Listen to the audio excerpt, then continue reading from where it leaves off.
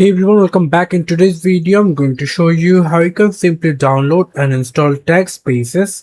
Well, TagSpaces is organize your local file using a tag-based system. So how you can simply download it? It's very simple. You have to come over any of your favorite browser and then you can simply search here TagSpaces and click enter.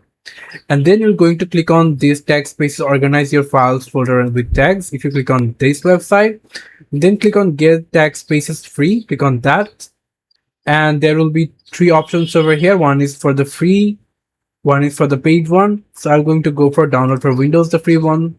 Click on the download and it's about 132 MB. Then if you click on the folder icon, and then you can simply see here is your TagSpaces Win x64 6.11.2, the installer application. So if you click on it two times to install, and there will be click on the more info, run anyway, and simply close everything into the background tab, minimize everything, and from here you can simply click on only for me, click next and install.